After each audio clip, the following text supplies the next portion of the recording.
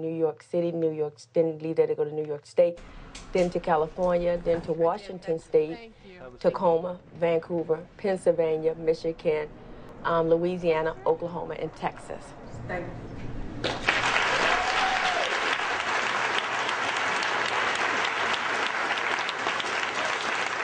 Every place she goes, people are inspired. I mean, every place she goes, we get 25 emails, afterwards. Brings all the agencies together. Substance abuse, mental health, corrections, the legislature. So after that talk that she did the first day for transformation, the lieutenant governor called a session of the House and Senate of the legislature in Hawaii. She went and spoke to them. The head of the mental health agency has decided that he wants to take trauma-informed care not just to psychiatric hospitals, but to the general hospitals. And this all happened really as a result of Tony's going there and people listening to her message.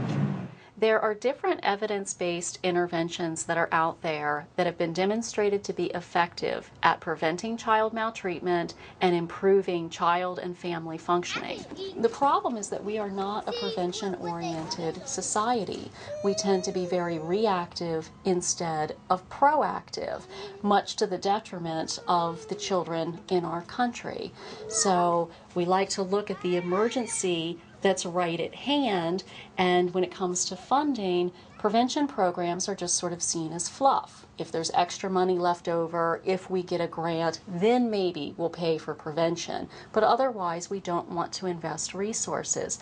It just doesn't make sense. It's like saying, we can't possibly spend money installing seat belts in cars because we have to spend all of our money over here stitching up people's foreheads. It simply doesn't make sense. And when we look at a person like Tonier, how much suffering would she, her mother, her siblings have avoided if appropriate supports were put in place for that family very early on?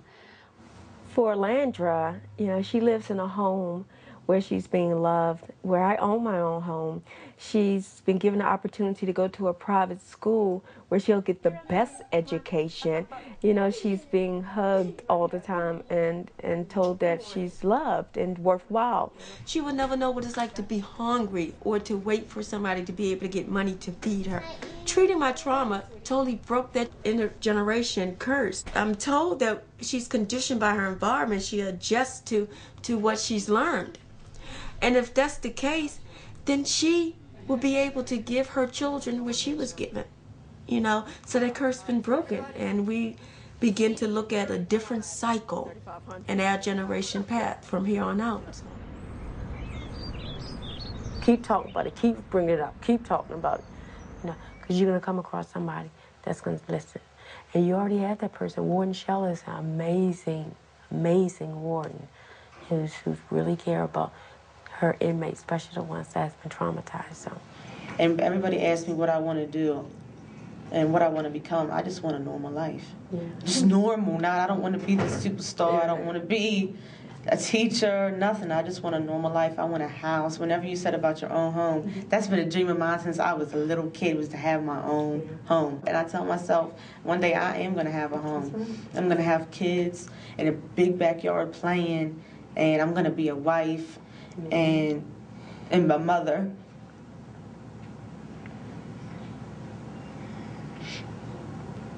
Just normal. I hate this life, and I don't know why it's so hard for me to get out of. I want to just forget it all. I don't want to remember anything. How would you, Lisa?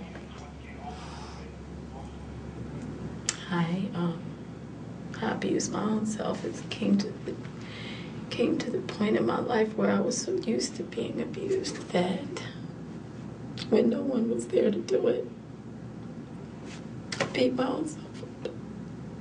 I finished the job. I have this saying that nobody can kick your ass worse than you. And that learning to love yourself kind of gets on my nerves sometimes because I don't know where to begin with that. Where does the growing begin? Where does the healing begin? I have no idea. And I need to know. I need to know how to start. Can I come closer to you?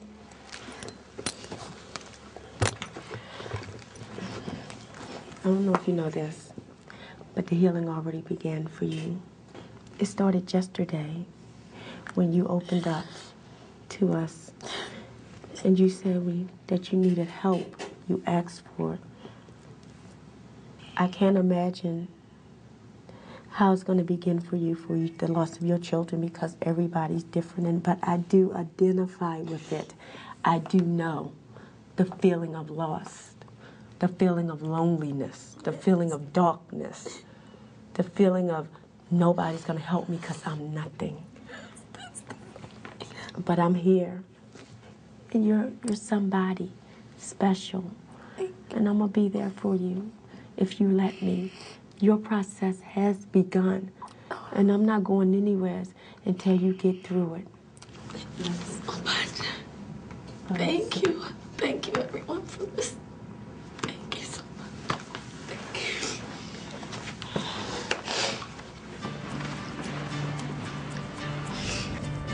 I need to help people. I need people to be able to grow and move in my direction, because a lot of people see me and automatically know that I did it and they can do it. When paramedics come to a house and somebody have a heart attack, they feel the pulse. And you know what? It could be faint. They could hardly hear it. And you may not have a pulse, but they get to working on that person, don't they? And they try to resuscitate that person. So why can't we do that for the people the trauma victims and the people that's suffering in substance abuse out there? Why can't we keep working to resuscitate their lives? Why can't we keep working at it? Why can't we work at it ourselves? 83 arrests and 66 convictions. 3 times down here and multiple times in the county jail. They said I was going to spend the rest of my life in jail and die. I wasn't going to amount to anything. Not so. Not so.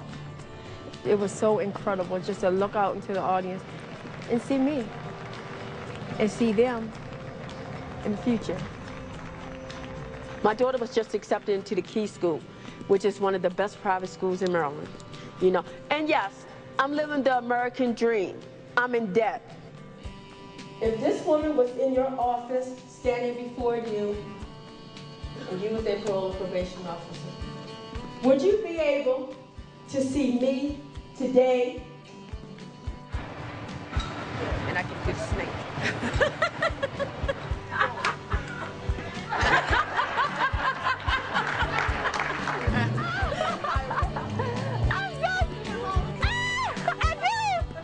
I'm not doing anything that nobody else can do. You could probably do even more. You go even further than me.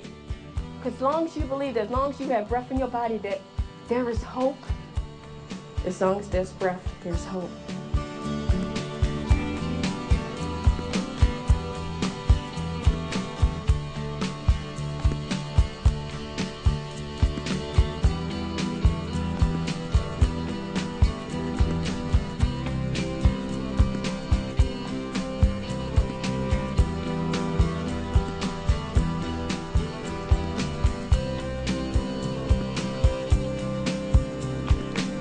There I was, getting worse, driving myself around in a hearse, doing things I knew would hurt, but I'd throw it in reverse, try to make it work. I'd tell myself, it's just one more hit and then I'm leaving. I just gotta forget what I'm needing. I just gotta forget why I'm bleeding. Under the bridge, sleeping alone, the sound of the cars felt like my home. I'd do what I could, I'd put on a show.